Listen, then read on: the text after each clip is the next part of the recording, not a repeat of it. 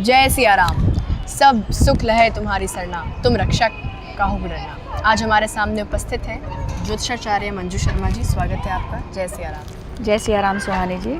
कई भक्त ऐसे होते हैं जिनके मन में कुछ इस तरह के सवाल उठते हैं जिनके उत्तर वो अक्सर ढूंढते रहते हैं। जब भी हम हनुमान जी की भक्ति करने के लिए बैठते हैं, उनके समक्ष दिया जलाते हैं, हनुमान चालीसा का पाठ करते हैं, तो हमारे मन में कुछ ऐसी जिज्ञासाएं, कुछ ऐसे डाउट खड़े हो जाते हैं जिसके उत्तर हम पूरे गूगल, इंटरनेट, यूट्यूब पर सर्च कर रहे होते हैं। कई भक्त ऐसे हैं जो हमें कॉल्स, मैसेजेस द्वारा उस क्वेश्चन को बताते हैं। तो आज उन क्वेश्चन के आंसर हमें मंजू शर्मा जी देंगी। और कुछ भक्तों के जो सवाल हैं जो कि काफ़ी यूनिक सवाल हैं, जिनके उत्तर अक्सर नहीं मिलते हैं।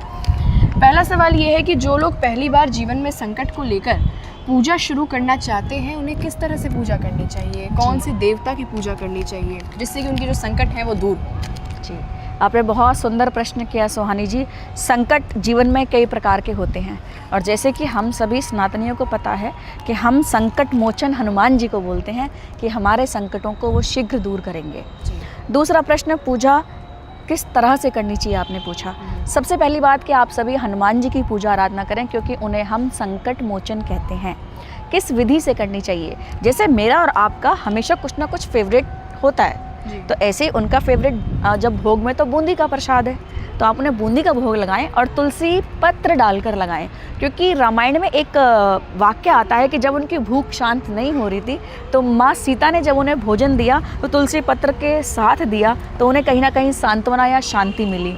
तो आपके प्रश्नों का उत्तर ये है कि संकट अगर जीवन में बहुत ज़्यादा घेराव है, परेशानियां हैं, राह नहीं मिल रही, तो हनुमान जी की शरण में जाइए, उनसे प्रार्थना करिए, हनुमान चालीसा का पाठ करिए। और देखिए, बालाजी महाराज का हमारे राजस्थान में एक मंदिर है संकट मोचन, तो आप उस मंदिर के दर्शन करें, वहाँ आपके संकट दूर होंगे। अब संकट आर्थिक भी हैं, शारीरिक भी हैं, मानसिक भी हैं, यहाँ तक कि भारत देश में भूत प्रेत की बाधाओं को भी संकट ही बोलते हैं। तो वो सभी संकट हनुमान जी की शरण में जाने से आपके ज़रूर निश्चित तौर पर दूर होंगे। और एक बहुत सुंदर और सुखद उपाय मैं आपको बता देती हूँ कि आप गुड़ चने का भोग लगाएं हनुमान जी को, स्वयं भी खाएं, और हो सके तो अगर बंदरों को आप उसे खिलाते हैं तो भी आपके कार्य अनुकूल होते हैं। अच्छा, जैसे मेरे मन में एक जिज्ञासा उत्पन्न हुई है यहाँ पर कि कई भक्त ऐसे भी हैं जो ये कहते हैं कि हनुमान चालीसा या फिर सुंदरकांड, ये दोनों ही काफ़ी सिद्ध पाठ हैं, इनको करने से भक्तों के जीवन में जितने संकट हैं वो दूर हो जाते हैं। तो हनुमान चालीसा करें या फिर सुंदरकांड का पाठ करें, दोनों में से कौन सा ज़्यादा फलदायी है? देखिए, दोनों ही फलदायी हैं, ऐसा आप नहीं कह सकते, कंपेयर नहीं कर सकते। माता पिता के लिए अगर दो संतानें तो दोनों ही बराबर होती हैं। हनुमान चालीसा थोड़ा सा हम कम समय में कर लेते हैं और सुंदरकांड के लिए थोड़ा ज़्यादा समय हमें देना पड़ता है। अब देखिए, मान लीजिए हनुमान चालीसा तो करने में अगर आप स्पीड से करें 2 से मात्र 3 मिनट का समय लगता है। तो अब इस भाग दौड़ भरी ज़िंदगी में अगर आप डेली हनुमान चालीसा का पाठ कर लें तो बल, बुद्धि, विद्या स्वतः ही आपको मिल जाएगी। और अगर आप सुंदरकांड का पाठ करते हैं तो राम जी की भक्ति आपको ज़रूर मिलेगी, क्योंकि सिया राम मैं सब जग जानी और करूँ प्रणाम जोरि जुग पानी। तो यानी कि आप अगर राम की भक्ति चाहते हैं, जीवन में राम नाम को पीना चाहते हैं, राम नाम अमृत रूपी चाहते हैं, तो आप सुंदरकांड का पाठ करें। क्योंकि सुंदरकांड पाठ करने से जो आपके अंदर सोई हुई सुषुप्त जागृत शक्तियाँ हैं वो भी जागृत हो जाएंगी। यानी कि शक्तियाँ सबके अंदर है। जैसे मैं हमेशा बोलती हूँ, सिर्फ एक जामबंद की आवश्यकता है कि वो आए और जगाए, तो उसके लिए सुंदरकांड का पाठ करें और जो विघ्न बाधाएं आ रही हैं वो ख़त्म हो जाएंगी। और अगर आप स्पेशली प्रॉपर्टी के व्यापार करते हैं, प्रॉपर्टी का बिजनेस करते हैं, रियल एस्टेट, एग्रीकल्चर का करते हैं, तो हनुमान चालीसा और सुंदरकांड दोनों का पाठ करें, क्योंकि हनुमान जी को हम ज्योतिष की भाषा में भूमि पुत्र कहते हैं। तो अगर आपके भूमि के काम नहीं हो पा रहे तो सुहानी जी, आप दर्शकों को उपाय ज़रूर बताएं कि हनुमान जी को चोला चढ़ाएं, बूंदी का भोग लगाएं, तो उनसे आपके प्रॉपर्टी के काम, नए मकान और वाहन के ज़रूर पूरे होंगे। बिल्कुल बिल्कुल। दूसरा सवाल ये आता है कि हनुमान जी के पूजा के लिए सबसे उत्तम दिन या सबसे उत्तम समय क्या है? क्योंकि अक्सर कई भक्त पूछते हैं कि हम हनुमान चालीसा पढ़ते तो हैं, लेकिन उसका सही वक्त क्या है, सही समय क्या है? जी। देखिए, वैसे तो पूजा पाठ करने के लिए सही वक्त, सही समय गृहस्थियों के लिए तो है नहीं, सन्यासियों के लिए बना है। लेकिन फिर भी अगर आपने पूछा है तो मंगलवार का दिन हनुमान जी के लिए बहुत ही उत्तम दिन है। तो हनुमान चालीसा का उस दिन पाठ करें, सुबह या शाम, ये आपकी दिनचर्या पर निर्भर करता है। सपोज़ करिए अगर आप नाइट ड्यूटी करते हैं तो आप रात्रि में कैसे पूजा कर सकते हैं? आप सुबह आके स्नान ध्यान करके ही हनुमान जी की पूजा करेंगे। तो समय की जहाँ की मैं बात करूँ, कलयुग के अनुसार आप समय को अपने कार्य क्षेत्र के अनुसार जोड़िए, यानी कि कर्म प्रधान करिए और फिर उसको पूजा बनाइए। तो सुबह और शाम दोनों समय आप हनुमान जी की पूजा कर सकते हैं, इसमें कोई भी दोष नहीं है। जी बिल्कुल। तीसरा सवाल ये आता है कि घर में पूजा करना ज़्यादा सही है या फिर मंदिर में करना ज़्यादा सही? बहुत सुंदर आपने सवाल किया, घर में या मंदिर में। देखिए, घर की और मंदिर की वाइब्स अलग अलग होती हैं। जो हमारे मंदिर होते हैं और वहाँ पर जो उनकी झंडा चोटी या गुम्बद होता है तो उसकी पॉजिटिव पावर बहुत ज़्यादा होती है, तो इसलिए वहाँ पर फल ज़्यादा मिलते हैं। और घर की पूजा पाठ करने का फल जो है थोड़ा सा वो समय के बाद मिलता है। अब कई लोगों के पास समय नहीं है या आसपास मंदिर की व्यवस्था नहीं है, तो वो घर में ही हनुमान जी की पूजा आराधना करें, वहीं पर उन्हें चुटकी सिंदूर चढ़ाएं और भोग लगाएं। और अगर आपके पास व्यवस्था है, मंदिर है, तो ज़्यादा अधिक फल आपको मंदिर में ही मिलेगा। और मंदिर में एक विशेष चीज़, अगर दक्षिण मुखी हनुमान जी आपको मिल जाए तो बहुत ही पावरफुल एनर्जीज़ उनमें होती हैं। तो मंदिर जाएं, हनुमान जी के दर्शन करें, उन्हें पान के बीड़े का भोग लगाएं। और बहुत दिनों से आप परेशान हैं, कुछ भी नहीं सूझ रहा, तो 2 पान लेके जाएं मंदिर में, दक्षिण मुखी हनुमान जी को चढ़ाएं, एक स्वयं खाते हुए घर आएँ और एक उनको चढ़ा के आएँ, तो भी आपके जीवन में बहुत ज़्यादा पॉजिटिविटी आएगी। क्योंकि हनुमान जी संकट मोचन है, जैसे कि आपने शुरू में ही कहा, वो हमें बल, बुद्धि और विद्या सभी कुछ देते हैं। जी।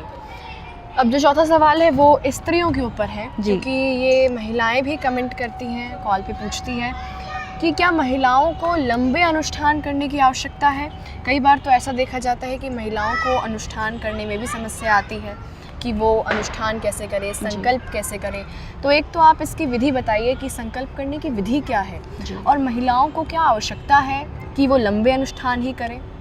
देखिए, लंबे अनुष्ठान आपके अपने मन और स्वास्थ्य पर निर्भर करता है। अगर आपका शरीर स्वस्थ है तो आप 40 दिन 43 दिन का अनुष्ठान कर सकते हैं। लोग चालीसा करते हैं, सरस्वती चालीसा, लक्ष्मी चालीसा या हनुमान जी की 40 दिन भक्ति करते हैं। अगर आपका स्वास्थ्य सही है तो आप बिल्कुल कर सकते हैं। अनुष्ठान के लिए स्त्रियों के लिए मनाही थोड़ी है। आपको, स्त्री और पुरुष तो मात्र शरीर है, भजन पूजा पाठ तो हमारी आत्मा करती है ना, तो इसमें तो कोई लेना देना है ही नहीं। तो स्त्रियां पूजा पाठ अनुष्ठान बिल्कुल कर सकती हैं, इसमें कोई दोष नहीं है। सिर्फ हमारे शास्त्रों में अगर मनाही है तो हनुमान जी के चरण छूने की, उनकी पूजा करने की मनाही नहीं है। तो चरण ना छुएं और बाकी स्त्रियां जो मर्जी अनुष्ठान करें। और परमात्मा ने उन्हें ये पावर दी है कि अनुष्ठान और व्रत स्त्रियां ही करती हैं। आपने कभी देखा है पुरुषों को इतने व्रत करते जितना महिलाएं करती हैं? क्यों करते हैं? क्योंकि ये पावर, सुपर नेचुरल चीज़ें प्रकृति ने, क्योंकि स्त्री को प्रकृति बनाया, तो प्रकृति में इतनी पावर है कि वो स्वयं ही अनुष्ठान कर सकती हैं। और वैसे भी आपने देखा है स्त्रियां कितने व्रत करती हैं, कोई शुक्रवार का करती है, कोई सोमवार का करती है। और हम और आप भी बचपन से सुनते आए कि सोमवार का व्रत करें, मंगलवार का व्रत करें, शुक्रवार का व्रत करें, सब कुछ मिलेगा। तो स्त्रियां अनुष्ठान करें, इसमें कोई दोष नहीं है। बिल्कुल। अगला सवाल जो ये आता है कि कई भक्त अक्सर ये पूछते हैं कि कोई ऐसा ऑलराउंडर उपाय जिसे करने के बाद सब कुछ ठीक हो जाए, संकट भी दूर हो जाए, मनोकामना की भी पूर्ति हो जाए। क्योंकि कई भक्त परेशान रहते हैं कि हनुमान जी हमारी मनोकामना को पूर्ण नहीं कर रहे हैं, हमारे संकटों को दूर नहीं कर रहे हैं। तो कुछ ऐसा उपाय जिससे कि भक्तों का कल्याण हो जाए। देखिए, भगवान तो भक्तों के कल्याण के लिए ही धरती पर अवतरित हुए हैं। कुछ ऐसे होते हैं कि विघ्न बाधाएं जीवन में आ जाती हैं या समय हमारे अनुकूल नहीं होता, इसलिए उसका फल नहीं मिलता। लेकिन भक्ति का फल अवश्य मिलता है। और जैसे आपने कहा कोई ऐसा उपाय, बिल्कुल एक ऐसा उपाय है, आप अपने घर में रामायण का पाठ करना शुरू करें। ये बहुत ही उत्तम उपाय है, जिसमें आपको सुंदरकांड भी मिल जाएगी, हनुमान चालीसा भी मिल जाएगी और राम नाम आपके जीवन में सब कुछ दे सकता है। क्योंकि गोस्वामी जी स्वयं ही कह रहे हैं, कलयुग केवल नाम आधारा और सुमिर सुमिर नर उतर ही पारा। तो यानी कि जो आपको जीवन में नहीं मिल पा रहा, क्या नहीं मिल पा रहा? सक्सेस, लड्डू नहीं मिल पा रहे, हेल्थ नहीं मिल पा रही, वेल्थ नहीं मिल पा रही, वो अगर आप रामायण का पाठ करते हैं तो वो आपको मिलनी शुरू हो जाएगी। इसके अलावा आप देखेंगे हनुमान जी किसके रुद्र अवतार हैं? भगवान शिव के। और राम किसकी पूजा करते हैं? भगवान शिव की। तो 100 बातों की एक बात है कि एक लोटा जल और सभी समस्याओं का हल। भगवान शिव और माता पार्वती हमारे माता पिता हैं, पूजनीय हैं। तो आप उनकी शरण में जाएं, सारे ही ग्रह ठीक हो जाएंगे, सारे ही संकट खत्म हो जाएंगे और हनुमान जी के, राम जी की विशेष कृपा आप पर बरसेगी। बिल्कुल। आगे बहुत ज़रूर धन्यवाद आपका। आपने बहुत अच्छी जानकारी दी भक्तों को, और मुझे आशा है कि ये भी जिन भक्तों के मन में इस तरह के प्रश्न उठते होंगे उनको एक उचित उत्तर मिल गया होगा। बहुत बहुत धन्यवाद आपका। जय सिया राम। आप सभी ने हमको इतने प्रेम पूर्वक सुना, उसके लिए बहुत बहुत धन्यवाद। और हनुमान जी हम सब पर कृपा करें, हमें रिद्धि सिद्धि प्रदान करें, क्योंकि अष्ट सिद्धि नवनिधि के दाता भी हनुमान जी को कहा जाता है। तो आप सब उनकी शरण में जाइए, आपके सारे कार्य बनेंगे। जय सिया राम।